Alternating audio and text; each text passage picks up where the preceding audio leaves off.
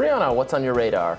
Well, Robbie, it looks like Joe Biden is trying to rig the 2024 election. And more than that, his supporters are accusing anyone who objects to that of racism. Let me explain. Earlier this week, the DNC recommended a new primary schedule. Instead of Iowa starting off voting in February before New Hampshire, Nevada, and South Carolina, a panel of Democratic Party insiders have moved South Carolina up first to February 3rd, followed by Nevada and New Hampshire. Georgians would vote third and Michiganders fourth. Now, there are perfectly good reasons to want to change the lineup. Iowa is not a demographically representative state, and its caucus voting system can cause some complications, the likes of which we saw very clearly in 2020. Politicians end up spending a lot of time in a relatively small state that has little predictive value for how the country as a whole actually feels. Only 3 of 7 presidents since 1978 won their Iowa caucuses: Jimmy Carter, Barack Obama, and George W. Bush. Ronald Reagan, George Bush Sr., and Trump all lost Iowa and went on, obviously, to win their respective elections. But that's quite transparently not why Biden boosters want to switch up the lineup. The real reason is that Joe Biden completely bombed in the first 3 states to vote in 2020, coming in 4th and 5th in Iowa and New Hampshire, respectively, before placing second in Nevada, 26 points behind one Bernie Sanders. This was a scary time for Biden, since early wins can set up a positive media narrative for a flagging candidate, signaling that they should be taken seriously. This can result in noodles of free media and shifted expectations. But Obama benefited hugely from this effect in 2008 before winning Iowa. Many voters, including black voters, considered his presidency too much of a long shot to support him in the primary, even if he was generally well liked. His performance with white Midwestern voters in particular helped folks in other parts of the country have confidence that a black man really could win the presidency. When Bernie's successful retail politics yielded results in Iowa, followed by huge wins with Latino voters in Nevada, the media had to work overtime to assure the public that the state that really mattered was South Carolina. Pundits, including Afro-Latina Soledad O'Brien, insisted that non-diverse states should be discounted, erasing the diversity of states like Nevada that actually very closely reflects the overall demographics of the country, and where Bernie won 70% of the Latino vote. What they knew is that Biden had put all his eggs in the South Carolina basket, and that to stop Bernie from getting any momentum from his wins, they had to shift the public expectations to caring about any other state than the ones where the people didn't choose Biden. Now, it wouldn't be the Democratic Party if they didn't use identity politics to put a principled gloss on this clear power grab. Rather than telling the truth that South Carolina Democratic voters are highly committed to longtime Congressman Jim Clyburn, who can reliably deliver the state to whomever he endorses, they pretend this is about privileging black voters. When the Bernie 2020 campaign chair, Faz Shakir, penned a New York Times op-ed criticizing Biden's proposal this week, he was slammed by DNC chair Jamie Harrison as disrespecting and dismissing black voters. Faz pointed out that he'd support Georgia, which has a higher percentage of black Americans in South Carolina, going first. But we are not in the realm of facts and reason here, folks. The party has spoken, and they are going to run this identity angle into the ground. In his statement, Biden said, quote, "We must ensure that voters of color have a voice in choosing our nominee much earlier in the process and throughout the entire early window. Black voters in particular have been the backbone of the Democratic Party, but have been pushed to the back of the early primary process. We rely on these voters in elections, but have not recognized their importance in the nominating calendar."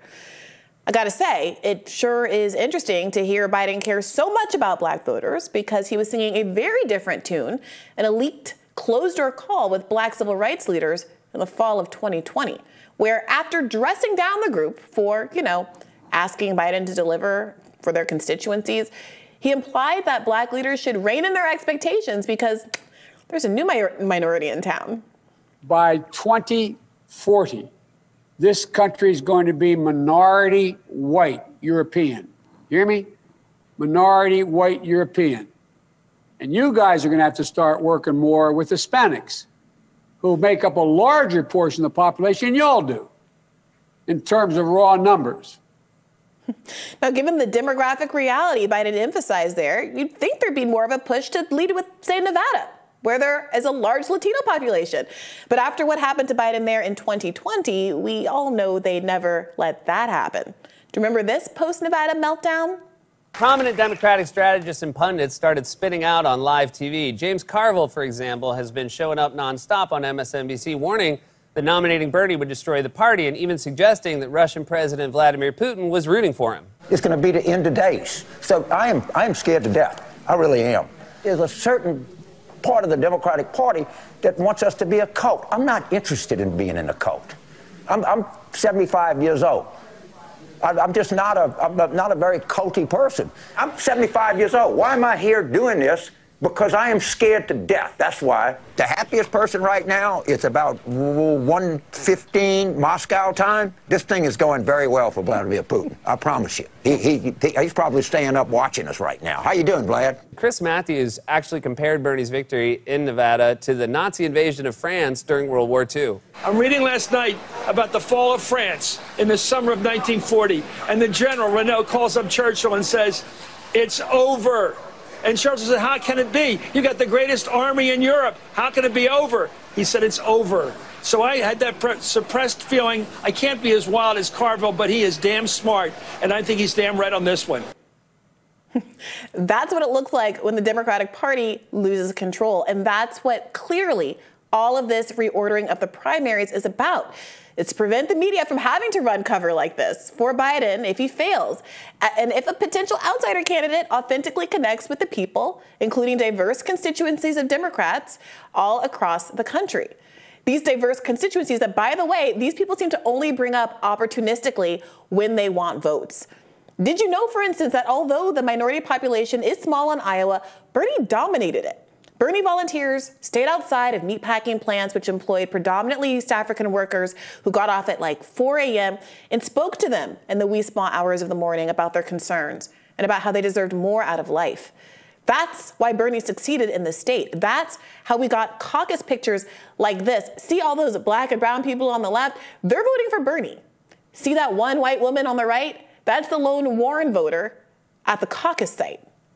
If Biden cared about black voters, he wouldn't try to rig the election by moving up when South Carolina voted. He'd maybe try delivering on some of his campaign promises.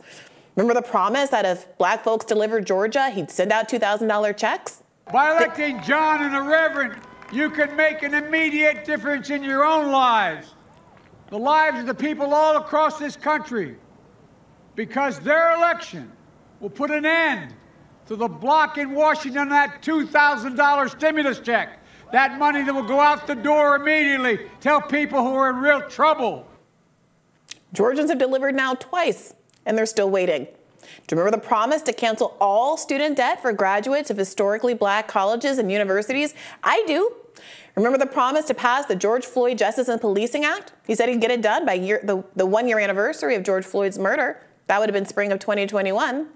Still hasn't happened. Earlier this week, we covered the horrific murder of Daniel Shaver by the police and the fact that his cop executioner got off without ever seeing a day behind bars. We were deeply moved by that story, and I can tell from the audience response that you were too. I can't think of a better time to take up the issue of qualified immunity. But at risk of sounding too much like Kanye, Biden doesn't seem to care too much about black people, at least once we've cast our ballots. Focusing on when South Carolina votes instead of why South Carolinians are some of the poorest, most healthcare insecure people in the entire country is just the latest cynical ploy that is causing Democrats to flee the party. It's disgusting. And the worst part is, it'll probably work. I think that's very fair. A lot of that. We talked a little bit about the primary shuffle yesterday, and yeah, I don't see how anyone can conclude that it's not just the administration trying to stave off a primary challenge and then perhaps lay the ground for Kamala to be coronated. Yeah, which, you know, it's not clear to me that even with all of the finagling here, that South Carolinians will line up for Kamala in the same way that they've lined up for Biden. And frankly, I think that Biden not following through, Clyburn, you know, going to bat for Biden, a lot of these people going to bat for Biden, and then Biden so flagrantly undermining his own campaign promises, there's going to be diminishing returns every time they try to run this play. And I don't know that reordering South Carolina is going to necessarily have the same benefits that they think it's going to, especially if it's someone like Kamala Harris. And isn't there diminishing returns and at this point no returns for the just lazily deployed in every situation accusation of racism for, oh, you're against this? Well, okay, racist. I mean, look, it works with a certain segment of the population. But look, Faz Shakir, say what you want, first Muslim campaign manager, and like none of that mattered when it came to Bernie. Bernie had the most diverse staff. Bernie had, record-setting principles on his team. Bernie was himself Jewish, didn't keep him from getting smeared in a lot of really disgusting ways with anti-Semitic tropes. None of it mattered. I remember very vividly the day that Elizabeth Warren gave her big interview about how hurt she was that people had been using snake emojis under her social media posts. Upset that she had saw stated, that? Oh, I got caught. I mean, that day she sat down like a almost tearful interview with Rachel Maddow. The day before, or that week, someone had brought a swastika flag to a Bernie rally.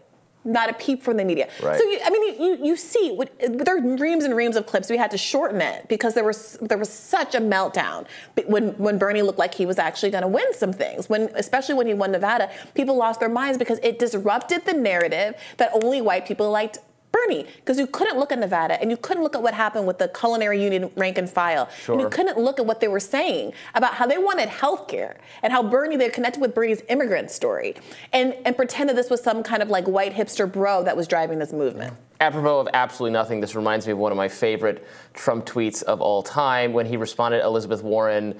She was doing some kind of like live video, maybe a cooking video or something from her home. And she said, I thank my husband for being here. Trump responded, well, of course he's there. He's supposed to be there. It's his house. He lives there. Very good job, Briahna. We'll have more Rising right after this.